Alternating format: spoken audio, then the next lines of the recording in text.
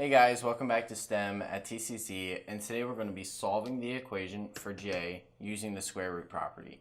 So we're going to start by solving this equation by getting j by itself. So we're going to do this by adding 144 to both sides. So plus 144 plus 144. So now you have 2j squared is equal to 144. So now we're still trying to get j by itself, so we're going to divide both sides by 2. J squared is equal to 144 divided by 2 is 72. And now we have this j squared here. So now what we're going to try and do is we're going to square root this side.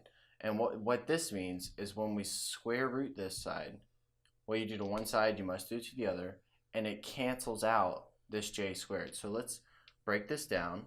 Square root. This is j times j.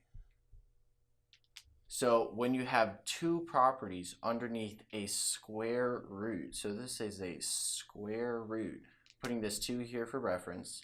So it's a square root. I have two j's here. So when I square root this, this is equal to j.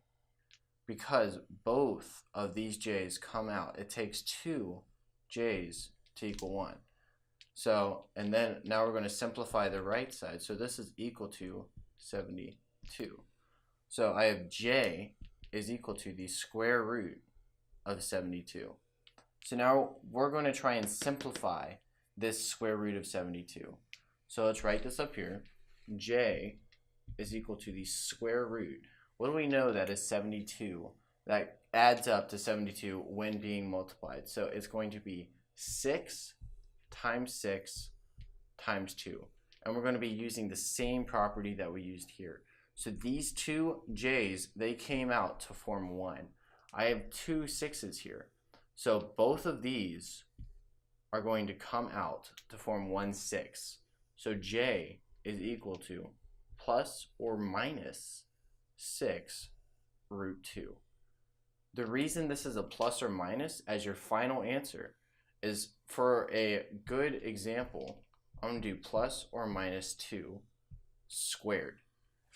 Now when you have a negative number and you square it, it's always going to be positive. The reason for this is because a negative times a negative is always positive. So a negative 2 squared is equal to 4. The same as a positive 2. If you have a positive 2 times a positive 2, it's also going to be equal to 4. I hope you guys found this video helpful.